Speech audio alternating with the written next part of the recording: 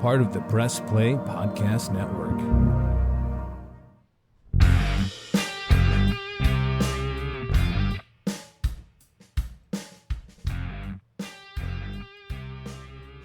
Hey, hey, hey. Just going straight Fat Albert on the intro today? Wow, you didn't have to call me fat or Albert. I mean, it's what you did. I don't hey, hey, hey. Let's talk about sports cards. This is the Ball Card Show, the sports podcast. For the Sports Collector, My name is Jason Otero. I'm Gary LeMaster. And as always, we are brought to you by the Press Play Podcast Network. That was a beautiful introduction. I wasn't ready for it. I'm glad I caught you pointing at me out of the corner of my eye. Your Fat Albert material had already run its course, so I just didn't feel like it was worth I just continuing. realized that you have a Child's Play keyboard, basically. Oh, no, this is like some type of really cool thing that my son knows about. I don't. This thing weighs more than like a paperweight. It is basically 4 inches by 4 inches. It's the tiniest keyboard I've ever seen in my life. It also has random colors and lighting in it. I don't like it. It's My weird. God, you It's should be a weirding me out. narrator. That was great. It's weirding me out. Yeah, that was great.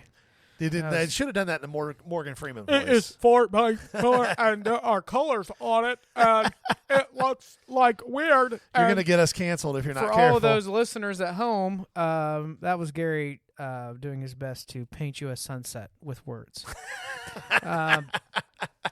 What can I say? I'm an eloquent man. You are something. Let's jump in. It happened. What?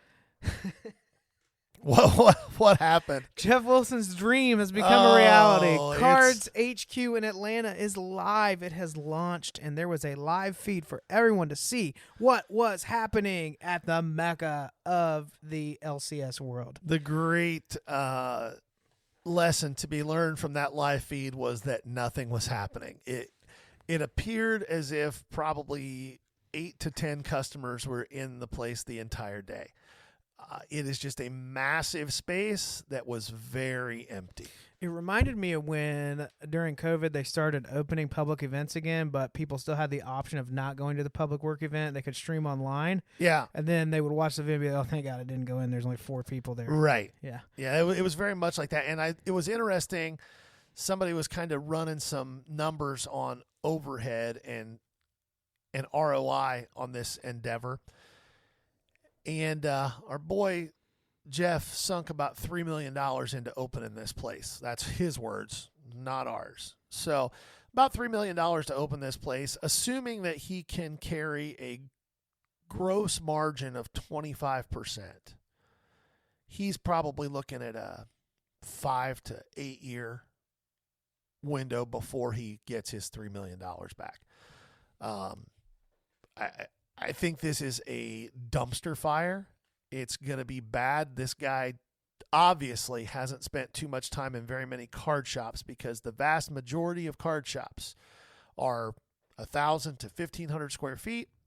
And 5 out of the 7 days of the week, they have about 3 or 4 people come in. And then 1 or 2 days a week, it gets pretty hopping. And I think that's what's going to happen with Cards HQ. I think on Saturdays and Sundays that they'll be reasonably busy, and the rest of the time they will not be. And that works for somebody whose overhead is, $3,000, $4,000, $5,000 a month. It doesn't work when your overhead is $50,000, $60,000, $70,000 a month. Just doesn't work.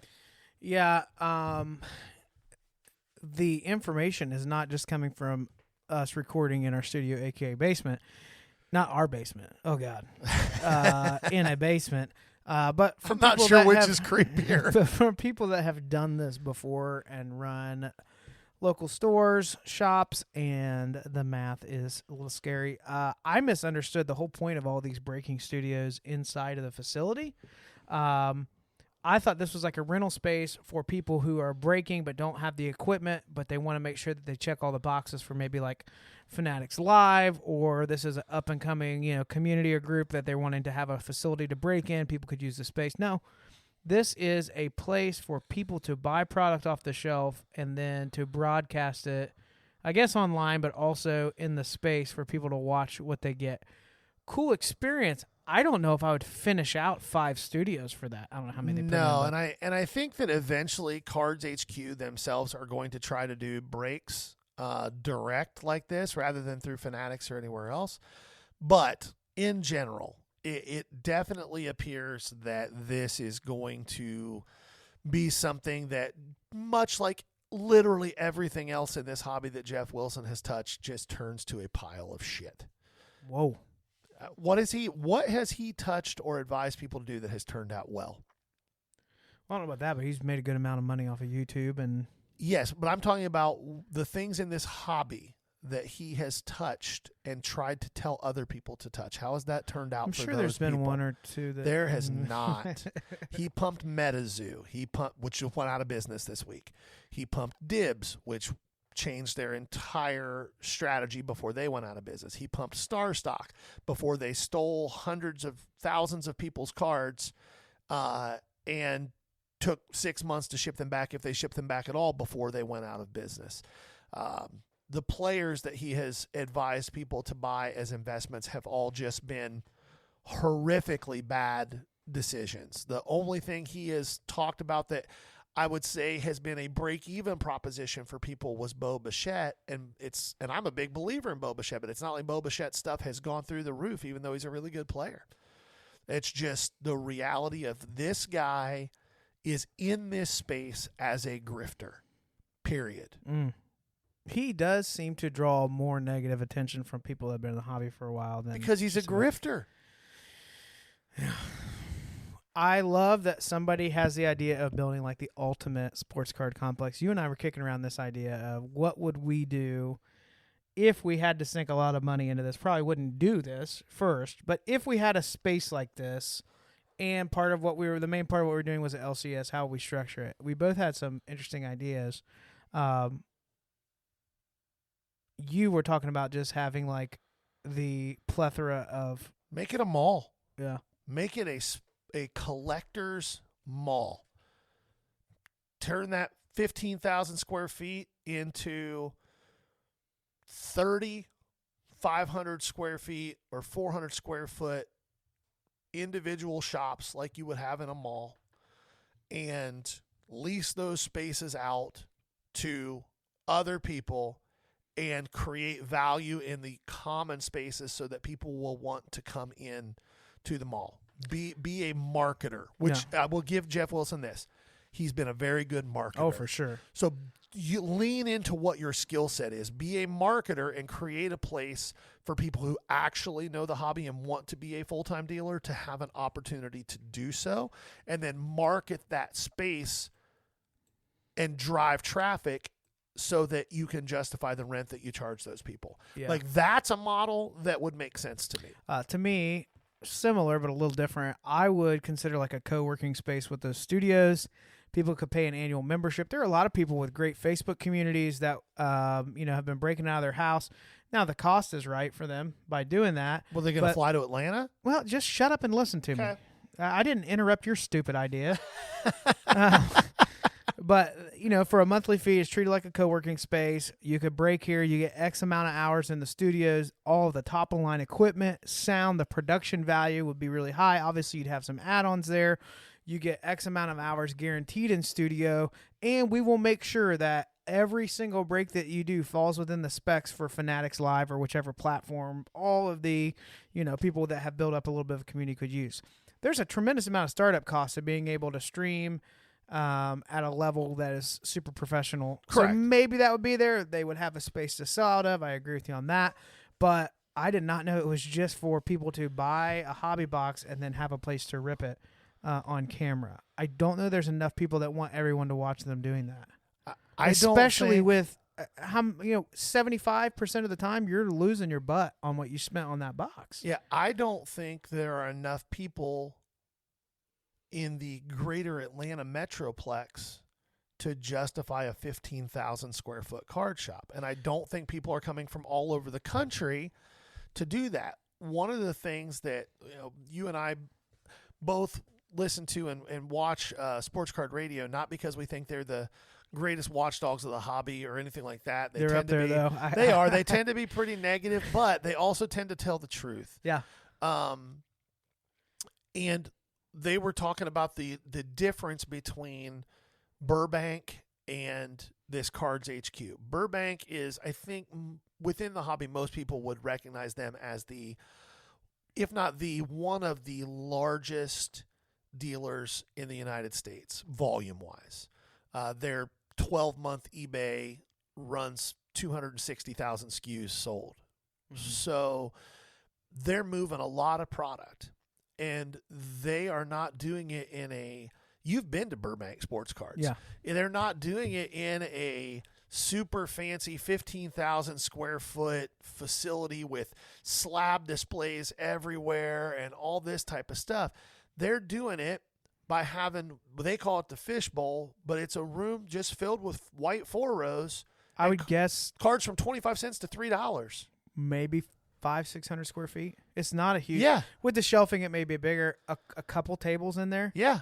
I'll say this: if I was ever back in Burbank, I would block off 12 hours to go through all of it. Oh, I would take days. It would take Now, days. You're paying top on most. However, if you're somebody that likes to get into, there's players that you're looking for that are hot right now, and you want to go get their Prism rookies, or especially like football, that'd be a good example where week to week that can move a little bit. Basketball, I'm sure it happens, although that's a little more volatile. I remember I was big on J.K. Dobbins. I was able to get in there and find every little mosaic variation, silver, this and that. Yep. I found some old merino stuff in there. But, yeah, that's the model. Now, they do have showcases, and their showcases, they're showcases. Right. Oh, you want to see the big boy cards? Here they are. Yeah, they're not $10 slabs. Here's another right? little place that has all the $20. The slabs were, the ultra modern basketball was starting to fall off when I went there. And I couldn't believe all these slabs were like $20. Well, they knew this was coming. Like, there's too many of these. Those liquid. Grab them up. I was like, I should buy all these. I'll make no. I'm glad I didn't do that. But yeah, their model is very different. But that's the way that you make real dollars in this hobby. You don't make consistent real dollars in this hobby the way that Cards HQ is trying to do it. This hobby has always been and will always be built on a backbone of collectors who are building sets or have a player that they chase, and it is built on a foundation of 50-cent to $5 cards. The next level up is the next level of that foundation. The very top of the pyramid is not what the hobby is built on. It might get the most exposure, those 5, 10, 15, $100,000 million cards, but that is such a tiny, tiny, tiny sliver of the foundation of what this hobby is built on and about, that it's almost non-consequential if you want to actually make a living in this world. You don't make a living selling $50,000 cards. You make a living selling $50,000 $1 cards. Okay, you know what I'm doing if I'm spending $3 million on an LCS, and I'm trying to change the experience. And this may not be approved by everyone. Okay. What I do think he has right is he's trying to create some communal spaces for people, like hang out here. Like most LCSs, there's not a lot of places to sit around and chat. Strippers and blow, man. Can I talk? No. Can I talk? I don't know. Should I start singing while you're talking? Yeah, go ahead. No, I'm not going to sing. Absolutely not. For those of you wondering, yes, I'm legitimately frustrated. Also wondering, no, he does not care that I am, even a little bit. I am creating a space for you to hang out with. Yes, this is a new LCS, but there is a freaking sports book in here, okay? Let's just call this what it is. You want to buy wax? You want to gamble? I'm the spot. I'm a spot for you. So maybe we have a couple, kegs on tap, or maybe it's a coffee shop, but there is a place for you to eat, to watch the game, to have a bet slip, to go get a box. You want to spend some money? That's what this place is for. You want to gamble? This is where you gamble. That's where I think it is heading. Sports betting and that. That's really smart. The people saying, "Oh, I wouldn't like that," then you probably just go to your standard LCS and dig through boxes. There's nothing wrong with that. But if you're trying to do something different, this is really who's buying the level of wax that you would want to move. People that like to gamble. It's already there. And I would do real-time promos. It's an NBA game, and Luka's going off he's at 60 points going into the fourth quarter. Hey, I got your 2018 Prism. We're going to do a 10% off special on it right now if you buy before the game's over. And you got guys running in there chasing after bigger cards or, whatever. That would be how I would do it. Now, That's actually really smart. Is $3 million enough to even do? I don't even know. This may be something people are on a list for 10 years. But if you want to actually do something where immediately, holy crap, this is something very different for the hobby. Do you think that that's on Fanatics' radar? Because if it's not, they're idiots. Well, they are. That's a really smart and idea. maybe there could be so much red tape that you and I are unaware of how those two could play together. Also, the optics, right? You know, would it affect distribution or allocations if somebody's like, well, we're trying to target the family. We want more young collectors. Maybe there's an impact there. However, I tend to think that people are looking for – we actually know somebody. I'm not going to drop his name, but we know somebody locally who's created a space that would actually be perfect for that. Yeah. But that sportsbook thing is, I'm sure, getting more and more expensive. You're limited by a lot of factors. Fanatics has their own sports books already open, though. Yeah. And they produce sports cards. It What seems if like Fanatics- a natural marriage. What if Fanatics had a structure like a buyback where your credits went to the LCS for wax off of your play? So, like right now, I can go to Fanatics Live store and get It's the very cards. symbiotic. Yeah. That's really, really smart. I never even would have thought of that, but that's a really, really smart That approach. is a shift in what's happening. Correct. I feel like by putting 8 breaking studios in, it's like paying homage to the hobby 3-4 years ago. Right. I really do. Especially if I'm going to a place. Hold on. My wife is texting me asking which type of tacos from the gas station I would like. Oh. But they don't have the ones that we like anymore, do they? Well, what gas station are we at right now? The gas station, Sheets. Oh, we're at Sheets. You want fried You want tacos the are good? fried tacos. They should just be under tacos at the top, and then Yeah. you can pick fried tacos. Okay. Okay, I'm texting. So you take it from here. But that's what I would do to actually shift that. I think that is a really, really smart idea. Like you said, there may be red tape involved in that makes it a little bit more difficult, but I'm not sure what it would be, because if I go into Fanatics Sportsbook here down in the Arena District, they've got a bar, they've got food, I can buy items, and I'm not sure what the difference really would be. Could you imagine? Now, we don't want to be predatory lenders here. Right. But can you imagine the margins you would have when somebody has just lost 3 parlays in a row, but they also just opened a card that comps at $200, and they would love to immediately trade that in for $50 or $100 to go play it in bet credits? I'll tell you what I would do if that existed. I would sit there And offer yes, I would sit there and watch and be like, "Hey, I saw you just rip that card. I'll buy it from you. You know, I'll give you 50% right now, and you can take that and try to turn it back into your money in this get bet that you want to make." I would spend every Friday and Saturday evening sitting at the sports book, not gambling on anything, just watching guys rip stuff and then buying it from them. No, they'd be like, "Sir, you have to pay. Give me one of them Donruss blasters." Yes, I'll buy a Donruss blaster for $34. I'll open one pack every Yep. 30 minutes. Yep. But like when we're talking about changing the hobby experience, like this is a mega mall, but It's a mega mall that is going to cost so much to properly staff, and you're not going to make enough. Like that real estate think in the Atlanta revenue- has to be $50-$60 grand a month. and maybe we're stupid. Maybe the revenue is only a chunk of it is from the store, but what having that store can generate through the marketing and the other opportunities, because that will not hurt. But here's the thing: he's getting obliterated within the hobby on socials for this. Like I don't think that the marketing That's so is, good for him, though. It is. You cannot tell me that that's not brilliant. The hate is great for him. Okay. Like overall, yeah. Because I'll be honest, I'm seeing this. You and I are in Atlanta, 30 minutes away. We're driving over to see it. Probably. No, there's no probably about it. 1,000% we're going to go see it. And will we maybe buy a slab or something? Just say, maybe. I'm not going to way overpay, but I'm guessing some cool stuff's going to walk through that shop. Now, get some really interesting showpieces, some cool memorabilia that nobody else is going to, like a little bit of a collection that's a little bit museum-esque. Get one of those studios ripped out and put something really cool in that people would like to see. Yeah. But we've given him 40 minutes of our episodes in the last 2 weeks. So it's working. That's true. It's working. Okay. Next. Okay. Let's What do move we on got? to, we got Super Bowl coming up, and we had a couple championship games that, honestly, neither of the games went the way that I wanted them to go. Yeah, only one of the games went the way I thought it would go, and that was the Niners-Lions game. I thought the Niners would win. The way that it happened, though, you were not expecting that. I was not expecting the Lions to just be throttling them. Yeah, the Lions jump out. What was it, 21-0? 21-3? 17-0. 17-0. And it was 20 to 3 at one point. Yeah. And then in a 4-minute period, San Francisco scored 17 points. Well, two things were happening. One, Detroit was so freaking lights out on offense in the first half, and you're like, where's the Niners defense?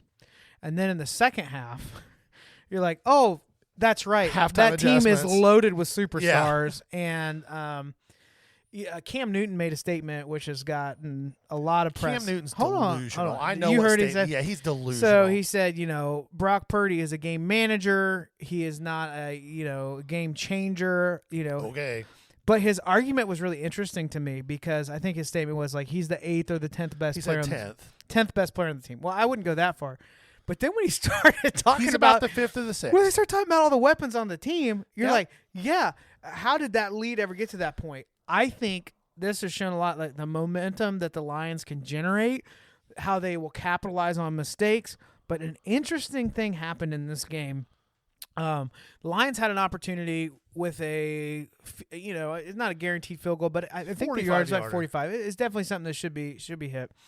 It was 4th and 2, opportunity to make it a 3-score game, to put it a back 17-point lead. Yep. Everyone knew what was going to happen.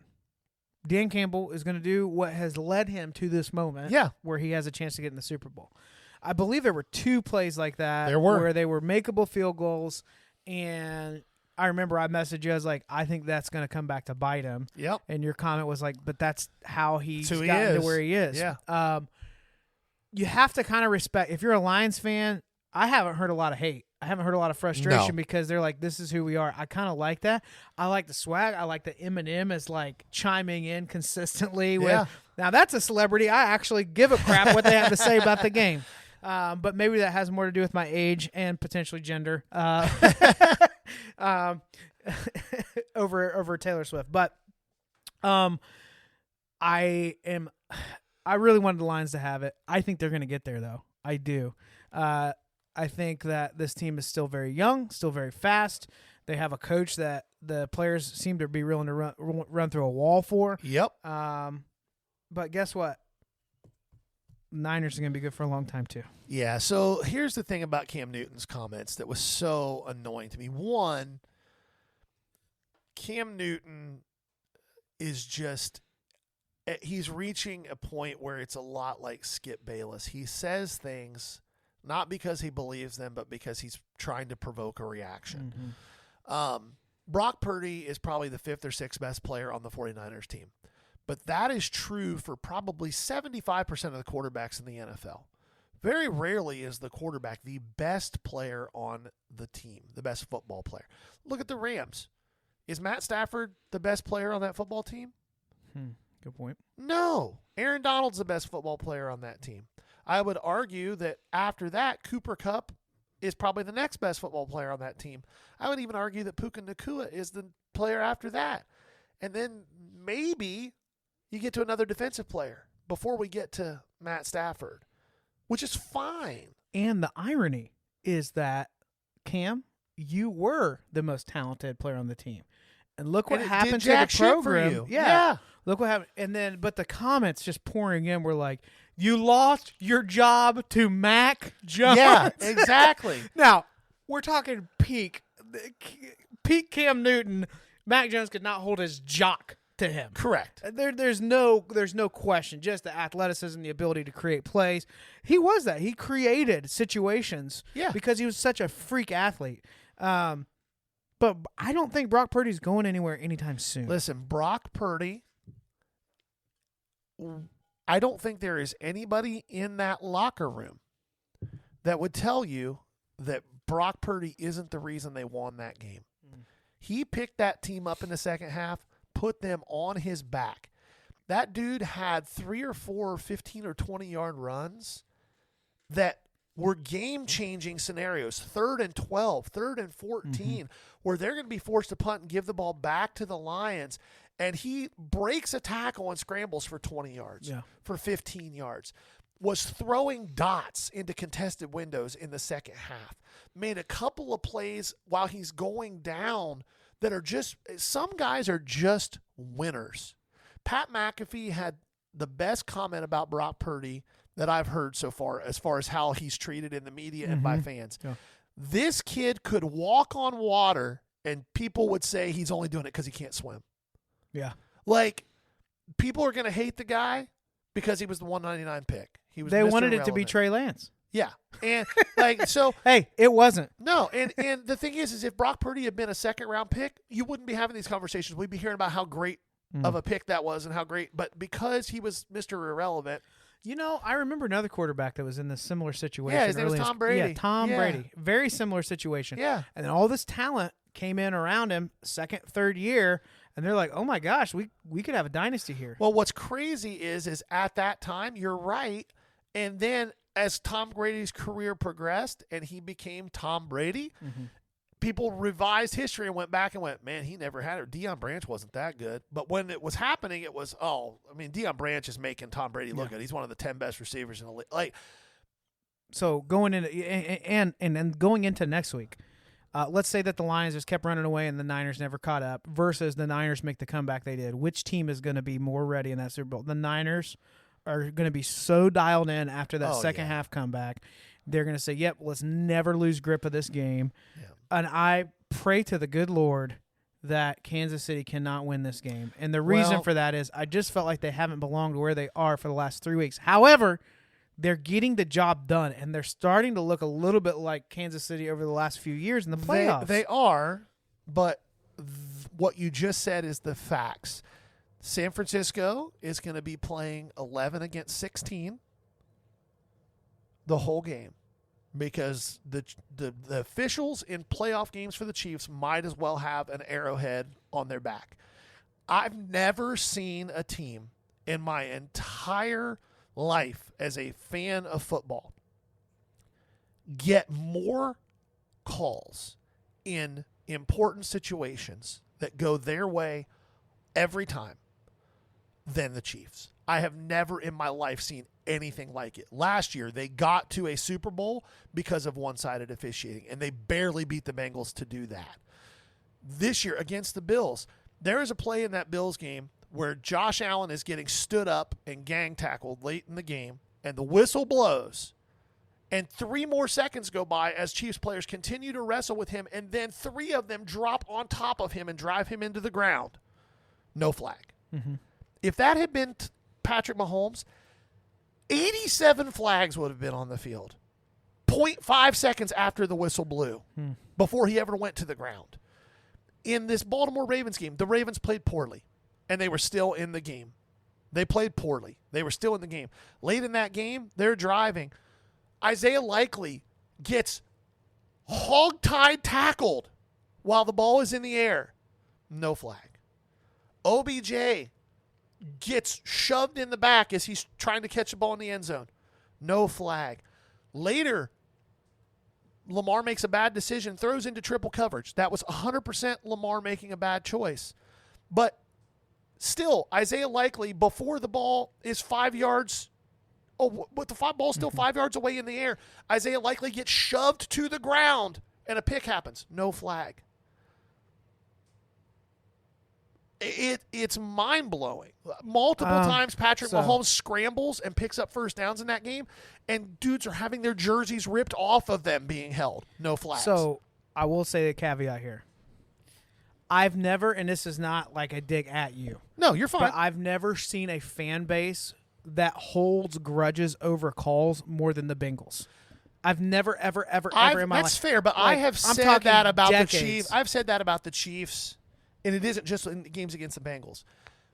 They get every important call in the most important situations to go their way for the last 6 years. It does seem to go their way. I would say this about Baltimore, and on a couple of those calls. So the ball that I would argue, was an OBJ that was shoved going into the end zone, but it was in double coverage at least. I think that ball was drastically underthrown. And I think that if Tua had thrown that ball, you would have a different – like if Tua had thrown it, it would be easier for you to acknowledge how underthrown that ball was. No, again, that goes back to me saying the Ravens and Lamar Jackson in general did not play well in that game. So at that game, I guess we're talking about two different things. In relation to that game, you have some huge mistakes. Flowers, my gosh, like the fumble. Oh, yeah. The penalty. That penalty may have hurt more than the fumble. Yeah. And then just having a couple moments. I almost feel for him because I think he is just an emotional player, and he's super into the game, and he wanted so badly to put the team on his back, but it almost created a situation that made it worse for him as a result of that. So Kansas City's going to run into this Super Bowl game. I do agree that between the two, but I don't know which, the NFL might like. The NFL's happy right now. I guess. Two biggest storylines in football probably are there, just with a star-studded team in San Francisco, and then you have Kansas City up. I don't want to see another Kansas City Super Bowl. However, I love Travis Kelce. However, I hate hearing about his dating situation all the time. I totally hate it. There already was an awesome woman around Travis Kelce, and that's his mom, and I think she's really freaking cool. Yeah. And I don't want to. Taylor Swift could be super nice and not trying to get attention, and I still don't want them to talk about it nonstop. Right. This is almost as bad as when Brett Musburger kept talking about Brady Quinn's sister. Yeah, well, the NFL loves it because his ratings have spiked. Chiefs games ratings are just silly because of Taylor Swift. Yeah. And, I mean, good for the NFL, I guess, but at the end of the day, all things being equal in that Baltimore Chiefs game, if the game had been called correctly both directions, I think the Chiefs probably still win the game. Yep. Okay? But you're tired of seeing it. I'm tired of seeing it. Yeah. I'm tired of it being just the assumption is if a flag can be thrown against the other team in a situation, it's going to be, and it won't be thrown against the Chiefs. Can you think of another program where this used to happen all the time? Because I'll give you one. Give me one. I felt like this was how it was for the Steelers back in the day with Roethlisberger, Palomar. So, like, right around 2010, I felt like the Steelers got away with so much, especially running late in the season. I remember Hines Ward getting away with offensive stuff all the time and smiling in the camera. It drove me nuts. You had Joey Porter. Oh, yeah, that team was dirty. Yeah. James Harrison was one of the baddest men you will ever see on a football field, but he was dirty. So we got Super Bowl predictions. I think the Niners pull out that win, but I'm also saying, even with all the calls, KC looked a lot more like KC a couple of years ago in these playoffs than they did all season long. Yeah, I will agree with that. I think they're not going to get nervous. They're chill. I think that if both teams show up and play to their potential, that the Niners are better. Mm-hmm. Okay? And I hope that the Niners win the game. And if you put a gun to my head and made me put money on it, that's who I would pick to win the game. Has there been an overset already for this? I haven't looked. Let me see. But I think that the Niners, in all things being equal as far as officiating and everything else, that being said, as much as Patrick Mahomes and the way that games are officiated in his favor annoys me, as much as it frustrates me to see it happen, I'm also not one of those delusional people who can't admit that the kid is maybe the best ever. And much like when you would have Tom Brady go into a game where he's playing against a team that has superior talent and is better, it's really hard to bet against Tom Brady. It's really hard to bet against Patrick Mahomes, especially when you know that if it's close, the Chiefs are going to get all the breaks. And he will create opportunities that aren't there. That's true. Now, the one thing that the Niners have the ability to do that most teams don't is they've got two different linebackers that they can spy Mahomes with and still keep in coverage. Mm-hmm. Fred Warner and Dre Greenlaw are both fast enough to cover hook zones and keep an eye on Mahomes at the same time and limit him to a 4-yard gain instead of a 12 or 15-yard gain when he scrambles. Mm-hmm. So we'll see if that's what they do, but yeah, it should be a fun Super Bowl. Yeah. Okay. We got a lot to cover here. Yep. For those of you that like long episodes. I mean, we're 35 minutes in. We'll be another 20 to 30 minutes here probably. Like I said, we have a lot to cover. Let's do an update on our 5K challenge. If you did not know, Gary and I both started with $100. We are doing a challenge for the rest of this year where you will buy and then sell your way up, no trades. And whoever has the highest value card at the end of the season wins. Whoever has the lower value card has to offer 25% of that card value to the winner. Correct. So had a lot of movement right out of the gate. This week's been a little slower. Yeah. So let's catch people up where we are. I started out with a vintage Clemente PSA 4. Correct. And you started out with a Sal Stewart Bowman First Black. Yeah. PSA 10. PSA 10. Auto. Yeah. Big card for him out of the gate. He sells that. He purchases this Calvin Johnson. And why don't you give him an idea what that is? Yeah. So we talked about it a little bit. It's a 2007 Upper Deck SP Letterman patch rookie auto. So it's the N from Johnson on his jersey. The N itself is signed. It's numbered to 75. It is an extremely rare card. I know the of 75 part already makes it rare, but in comparison to what we see in ultra modern stuff of 75, the of 75 stuff in 2007 is like you just don't see it ever. I think the last known sale of one of these cards was in 2017. So that's really saying something that there wasn't a sale through the spike. Yeah, they're not out there. And I would guess that of the 75, there's probably 30 of them still sitting in sealed boxes in warehouses, right? Yeah.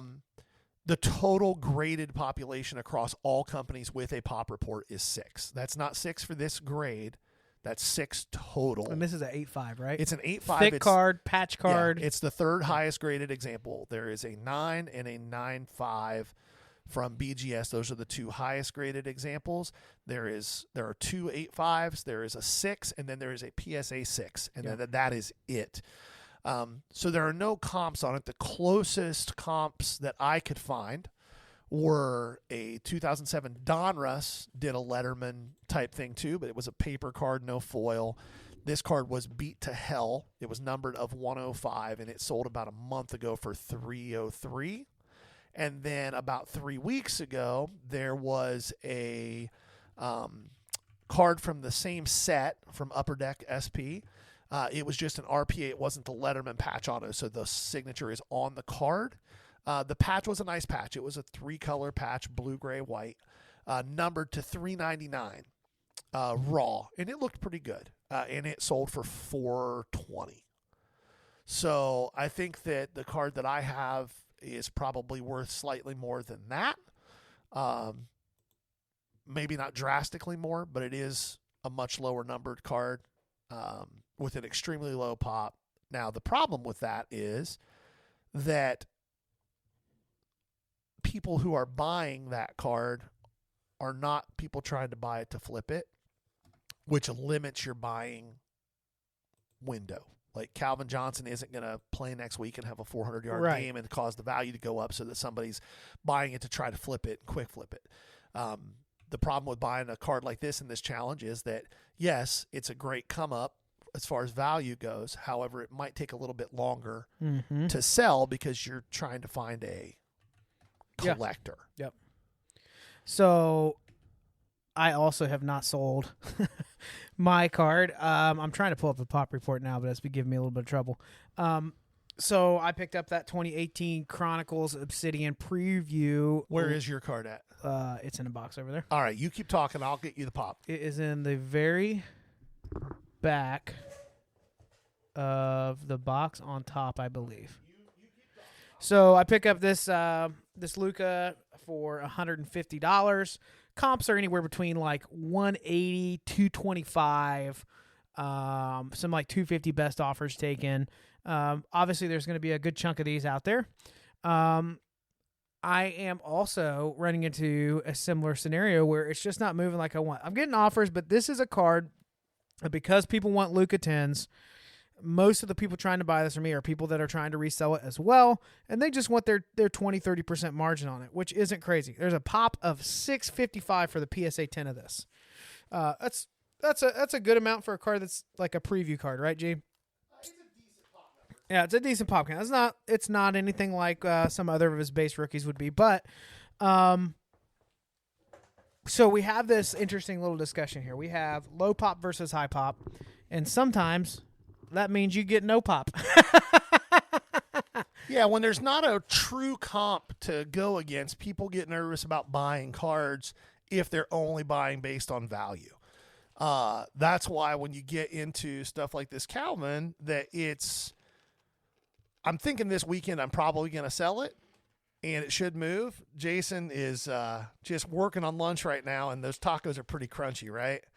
Yeah, it's the problem because like I asked for tacos and she brought them down. I wasn't expecting it to be halfway through the episode when it happened. Yeah. So I'll put those back. I heard crunchy crunch, and I was like, oh, taco time. Yeah, very loud in the mic. But that's the thing. Now, your card is a little different. There are comps out there. It's just finding that right person that wants to snag it. The hard thing right now is basketball stuff in general. For me, I find it a little bit harder to move. But you sell over more $20, basketball I would agree with that. Yeah. Yeah. Yeah, when you're not looking at low end stuff, it is harder. Now, the Prism, rookie variations on cards that the different cracked ice and this and disco or whatever they want, like those still move for $3 to $15 all day long on especially like Facebook sales, flame sales. But we're both sitting on cards. I have had some offers at like 185, 190. But people are not wanting to move over that. The problem for me was when I purchased it, the last three comps were 225, 200, 189. As the card is being shipped, Luka goes off for 73 points. And I message you and say, holy crap, Luka has gone off for 73 points. This is fantastic. He said, that's going to be great for you. Only problem is, out of the 655, there are a bunch of these floating out there already on eBay where people were more than happy to sell these for 150 to 170. Yeah. So all these get scooped up off of PWCC. Tons of them were off of that. Yep. And now the comps have dropped instead of going up after a 73-point game. So did you say another $200 comp just came through? Another one though? came through. But a card like that has a preview, there's different keywords. So I can go search one where 130 points going to show me that this is a $225 card. If you leave preview out of it, and then all of a sudden it's a $160 card. So It's just somebody looking for that card personally. So we'll I'm sure it'll move. I'm sure it'll move this week. I got a couple ideas on what I'm going to do with that. I don't know what my next play will be exactly. I'm leaning towards baseball or vintage. It'll be baseball for me. Yeah, if it's something I can get where it's a hot prospect. Unless it's something that's just too, like if I can buy a $800 card for $500, $450. Well, sure. Well, yeah. I don't care what sport it is. Then I'll do that. It's already happened for you once. It could happen again. It could happen again. But yeah, that's where we are with the challenge. Actively trying to sell it. I really expected the Luka to be a no-brainer for like a to just line it up and do like 10 spots at $20 and the winner takes the card. I've really had no traction with that. I expected to have a few, maybe take a couple days to fill. It's not expensive enough where you're going to have to do minis to fill it. So there's just not quite the interest I thought. I'll find a group of room in it. It'll eventually move. Definitely have some nibbles, but not where I want to be. You had one that was like within what, $75 where you wanted to be? Yeah. I tried to bump it up. The problem is that card is so cool that you like it. That's true. You actually like the card. Yeah. If I were you, so you had an offer where at $375, $350. I probably would have taken that because that's a quick leap right away on the challenge front. But this is a card that you haven't seen and held before, and it's going to be hard to find again. Yeah. I'm hopeful that that's the one edge that I have, is that I will not become emotionally attached to a card. I'm not going to lie. If I didn't think it would break the spirit of the rules of the game, I would buy it from myself and take it out of the contest. We'll have to consider this option. I would buy it from myself for $400, $425. And take it out of the contest if I didn't think that would break the spirit. I think it would break it, and it also removes the edge that I have. Yeah, which is fine. That's why I haven't done that or even tried to do that, because it is one of those cards that once I sell it, I may never ever see that card again. Probably not. Yeah, I may never have the opportunity to own. We're that talking card again. about it as in regards to rarity, not value. Right, 100%. We're not Yeah. saying this is a monster value card. It's just a really cool card. Yeah. And I'm hoping that you get caught on one of those and I can make a couple moves on some bread and butter stuff. I do think that's my only edge is you're going to see stuff and know that it's rare that I probably wouldn't know yet. Yeah. Just with my experience and getting into stuff that's going to be more mid to high end. But I will be okay with boring stuff that sells consistently. That's going to be a little more of my strategy. So we'll see what happens here. All right, Gary, you've been waiting. I have been Waiting and waiting and waiting. We have the season kicking off here very soon. I have put it off as long as I can. I actually do like talking about this, contrary to popular opinion. But we are going to begin running down some prospects as baseball season is opening up. Gary is doing the majority of the work on this, and by that I mean he is building out a list of his top 100 the Ball Card prospects. Show top 100. Yep. Down the road, there may be some opportunities for you to be able to access these resources, but for now, you just need to listen in and enjoy. Yep. So what we're going to be doing with this top 100 list is we're going to be hitting a handful of these each week. We will also have a few of these that are be going to the Ball Cards. Excuse me, that taco's coming back up. That Ball Card Show TikTok. And Reels on Facebook. Yep. And Reels on Facebook, where we will break down a few of the names that you do not see highlighted in the episode. So make sure that you find us on TikTok. Is it The Ball Card Show or Ball Card Show? I'm not 100% sure. That is how old we are. Yeah. But we will tell you on Facebook. Yeah. Because that's how old we are. And so, long story short, you will get between our podcast episodes, our Facebook group, and our TikTok channel, you will get a rundown of all top 100 prospects over the course of this. And our goal is to have the whole process completed by opening day. Yep. And we will highlight guys in the podcast, and then we will do 60-second, 90-second videos highlighting the guys that we don't hit in the podcast. So we're going to start this week, and we're going to work from the bottom up. So we're going to start with number 100 and work our way forward. So you ready and to these dive will in? not always be like 199, 98. Like sometimes we'll have 89, 84, 82. And like, hit the other ones. Yeah. And which today is kind of going to be a little bit that way. Let's just get this out of the way because I got so tired of it.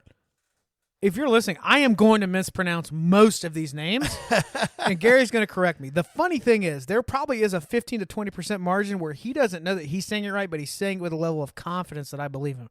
So, however he corrects me on these names, we'll go with that. But up first, Do we want to, before we dive in, just for people who aren't deep? Yes, give them a rundown. I'm going to take another bite of the taco. Yeah, you're fine. Take another bite of taco. So when we talk about these guys, we are going to talk about the player, and then we're also going to give you my grades on their tools. And my grades on their tools are based on the standard scouting 20 to 80 scale, with 50 meaning they are a major league average in that tool. 50 is the average. Anything above 50, 55 is fringe plus, 45 is fringe average. 40 is going to be one tick below average, 30 is going to be two ticks below average, and so on and so forth. 80 is top of the scale for that tool. And some of these guys, you're going to see a dual projection. You're going to see what I think their current skill set is, and based on their underlying data and what I see in their swing or in their pitching delivery, what I think they could become. Some of these guys, if they don't have a dual, I think that's pretty much what they are. Could they become a little better? Maybe, but I don't see a lot of projectability. Here's the thing for guys like me, and I think there's some of you listening to this that you like the idea of prospecting, but for a lot of you, somebody's in AAA and they're already being talked about, and at that point, you're kind of priced out of buying a card that you probably aren't going to plan on hanging on to for a long time unless you're just in love with a prospect, which can happen, but let's be honest, most people are investing in players. As we go through this, we're going to talk about what product you can find them in. And then I really would encourage you, if you like somebody we're talking about, most of these guys, it's pretty easy to find video of their swings on YouTube, or at least people kind of breaking down statistically where they've been in the last year or two. If you really want to do this and you really want to jump in, now's the time to tune into these episodes and check these players out. There is a lull, but it's not going to last much longer because as pitchers start reporting. Yep, we got another as week the and a season half gets for pitchers to report. Yep. So follow along with this. Some of these products you're going to be like, oh my gosh, they were released 3 years ago in Bowman. Yep. I didn't realize that. And they're still cheap. Yep. There's going to be names on this list that aren't on the other top 100 lists. That's an advantage for you, right? So if you want to get into prospecting, you've thought about it, but it just was too much info or you're insecure about it, this is a great way because I'm going to be jumping into this as somebody who watches a lot of baseball and makes notes of what they see, but I am not a statistical wizard. Numbers bore me a little bit, but Right. It's important. So Yeah. let's jump in first off with a nickname. Okay. Baby Jordan is what everyone's calling this guy. Yep. So number 100 on the Ball Card Show top 100 list for prospects is Lazaro Montes with the Mariners. I'm gonna give Gary a minute here to jump in with some of the statistics and all that kind of stuff, and then I just want to talk about what I'm seeing at the plate with him. Yeah, so I'll start off just by reading off to you and my blurb on Montez. It's a huge human being. He's listed at 6'3", 210. I think that might have been what he was measured at when he was signed. He's bigger than that now. I think he's every bit of 6'4", 230. I was going to say 230. His raw power and bat speed is 80. Top of the line power. He's touched EVs of 118 miles an hour. There is a video on YouTube right now. One of his top ones. He's in a Mariners uniform. Some development league. You can hear Yeah, 5 it's the people. complex. Yep. But they show the swing that has 118 exit velo, and he's under the ball too. Yeah. We're not catching it like No. on the line. No, he is a massive human being with huge power potential. I've got him graded raw power 70-80. 70 current, 80 future. And his game power, he gets to it. He's got a good enough hit tool that he gets to it. I've got him graded as a 60 with a 70 future game power. My issue with him right now is what you see, especially with a lot of tall, big guys. He really gets too much into his pull side. He wants to pull everything, and that leads to some rollover. It leads to some pop outs that could be away liners if he wasn't trying to pull it so much. But the swing is pretty simple. There's not a lot of moving parts to it, which is really important for a tall guy because tall guys with moving parts usually have a hole in their swing, and it's usually near their hands. So you get them inside with heat, they struggle. His hands are quick. The swing is pretty simple. And the thing that's crazy about him is he's 19 years old, and he has gotten better as he's gone up in ranks. I think he'll start the year in high A. I think it's a very, very easy world to see him ending the year in AAA. I think at the very worst case, he ends the year in AA. He is in 2023 Bowman baseball, first Bowman release. So a couple things quickly I'd highlight on his swing. He's a big, tall guy. He does not spread himself out on the swing, and he does have a long swing. As power hitters, you kind of see that a lot scooping because they're a tall guy. However, he does not move his body to the ball. Right.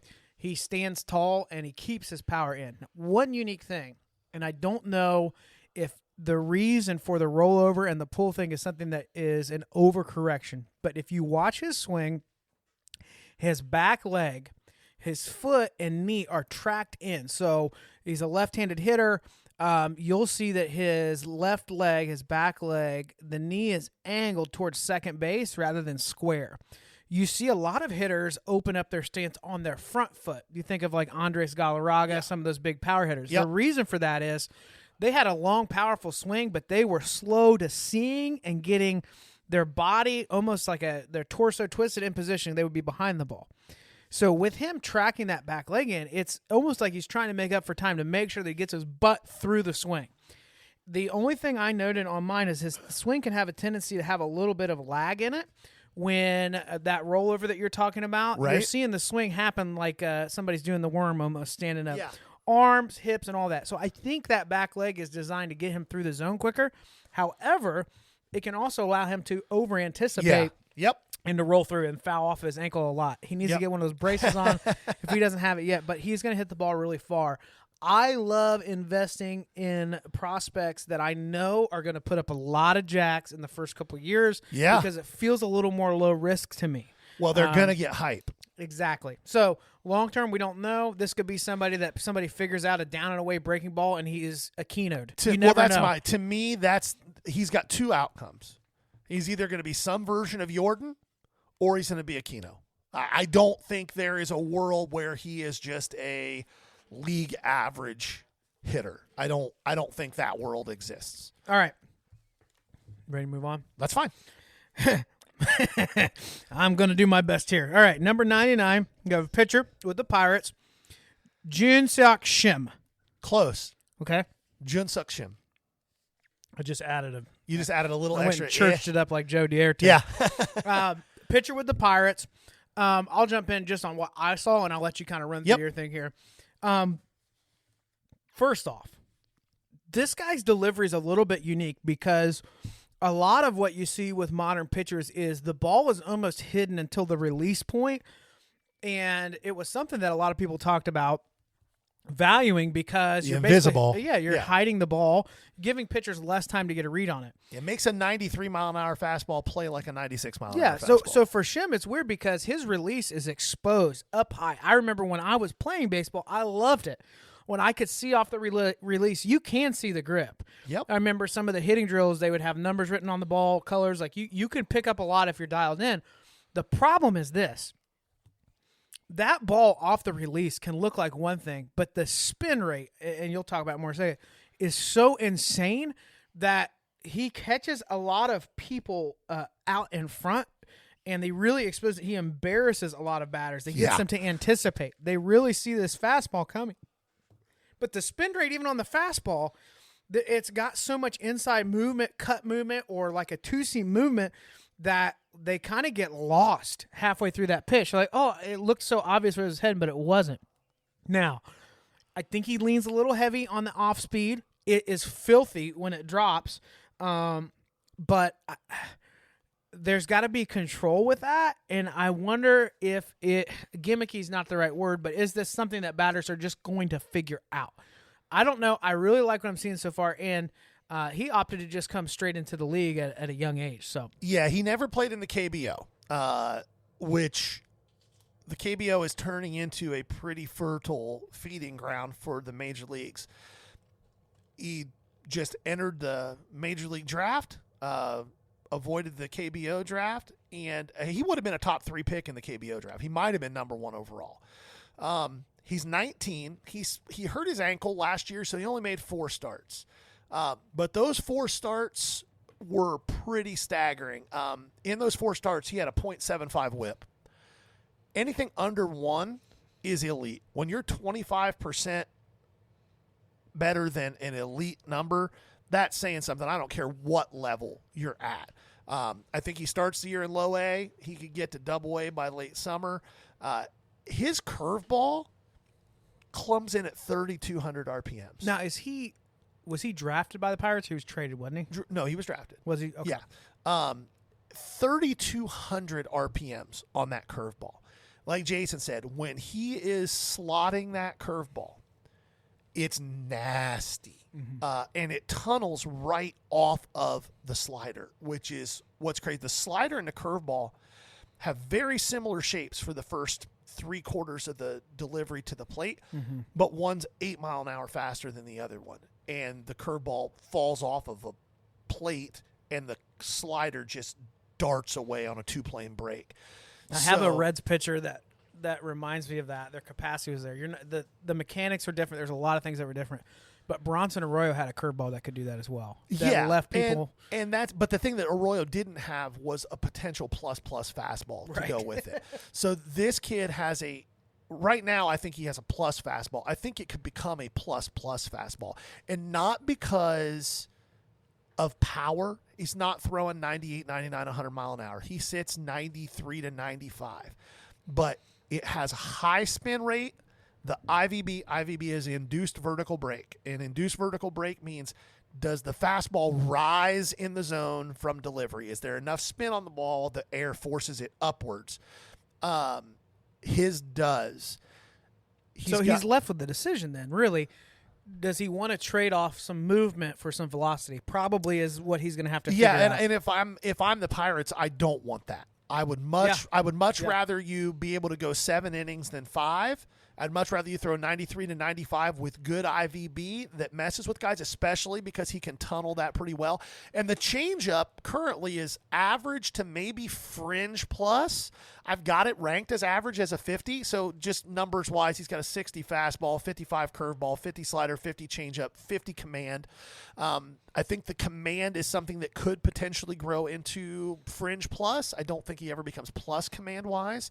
But this is a kid who has a real chance to make mincemeat of the minors and be up in 2025 as a 21-year-old. He's fun to watch. Yeah. Like, he's a fun pitcher to watch, which honestly, a lot of minor league pitching for me isn't that fun to watch because the levels, when it differentiates going through 2A and making your way to 3, there's a huge difference there in pitching. So, but yeah, 23 Bowman Chrome.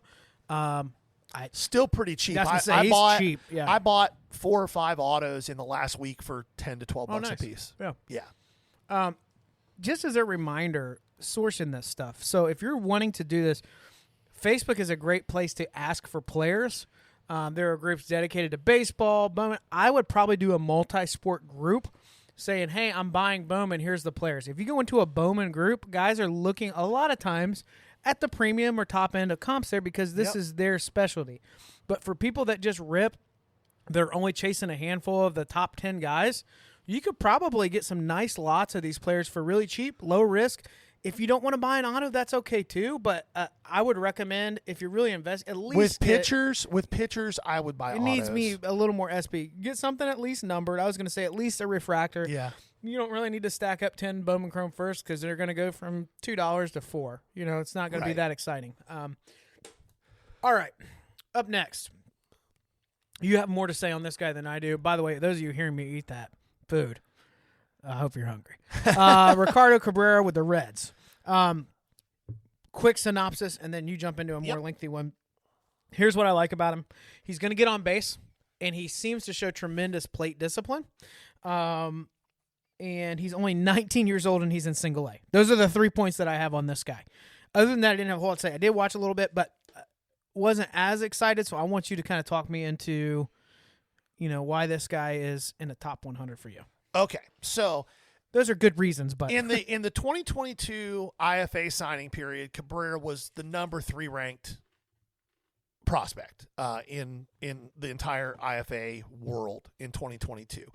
The Reds paid one of their bigger payouts to sign an IFA kid. I think they gave him $2.7 million, and then and in the 2022 Bowman Chrome release, which is what he's in, he was kind of a chase, and then he debuted in the DSL as a 18-year-old, and it wasn't good. It wasn't horrific, but it is not what you would have expected to see from the number 3 ranked prospect with the tool set that he had. And so all the shine came off, and you could buy his stuff for pennies. And then 2023, instead of saying, hey, that was bad, let's repeat the DSL, the Reds said, screw it, we like the tools. They brought him over to the Complex League, and he just raked. And then they jumped him to low A. Those of you playing the drink counting game, it's one shot or drink for every time Gary says raked through these segments. And he went to the Complex and tore it up. And then they promoted him to low A, and he continued to just tear the cover off the ball. And that was in Daytona. There are several leagues in the minors in different areas of the country.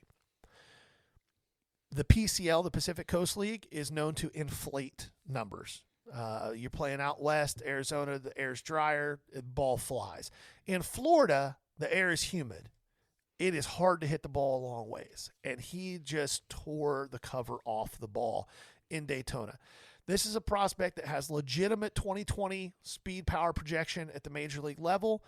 The only question right now for him with the Reds organization is where he fits into the system. They've got the most infield depth. Them and the Orioles have the most infield depth of any minor league system in baseball. I think he gets traded, do you?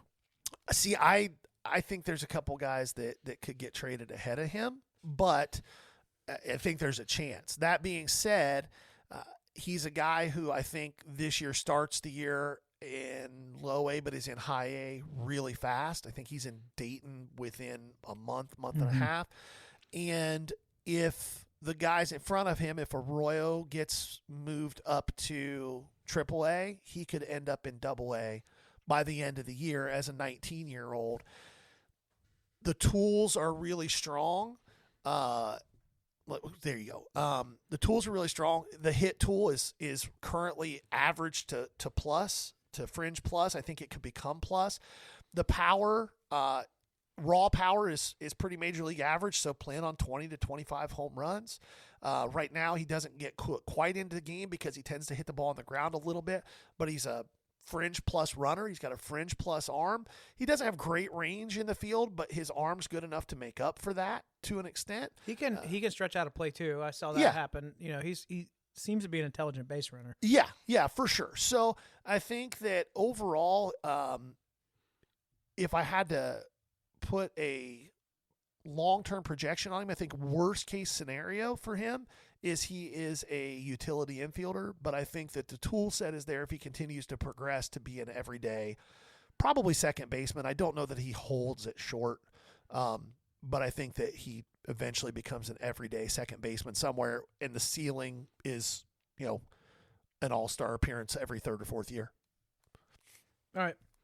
Up next, probably my favorite film to watch. Yep. So far. So this is our 97th pick, Jorbit Vivas with the Yankees. Now he was drafted with. He was an IFA for the Dodgers. Yes. Yep. So, I'll jump in on what I love with his swing. He can change elevations for the pitch. He is so locked in on pitch recognition. He seems to know exactly what angle he'll need to be at for each swing. It's almost like he can do a full squat to get in position so that he has a perfect moment of impact where his body's turned, his hips are getting through. I was trying to think of an analogy for this, and the best I could come up with is when you watch tennis, okay?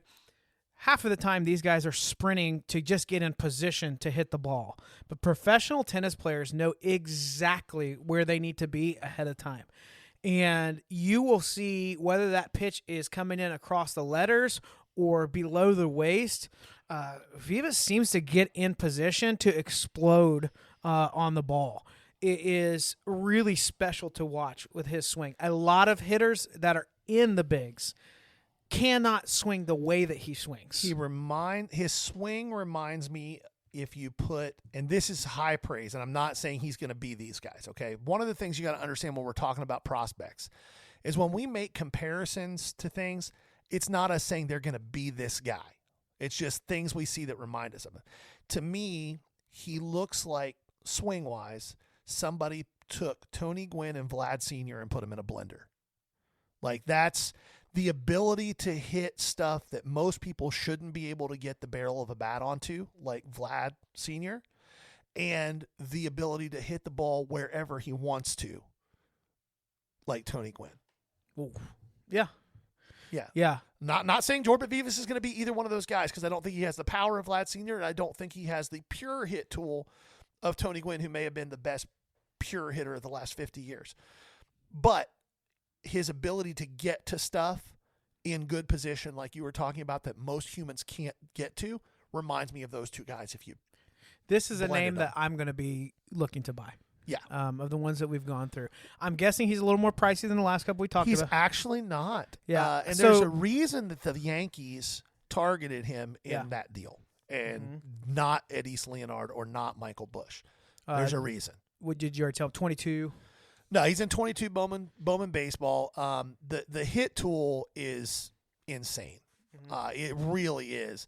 The biggest thing with him, though, and I think you would agree with this looking at it, and I mentioned it in the write-up, he hits the ball pretty hard. His EVs are average to fringe plus, but his swing is not geared for lift. He's not a guy that's going to turn that into 20 to 25 home runs. He is a guy that's going to turn it into 50 to 60 doubles.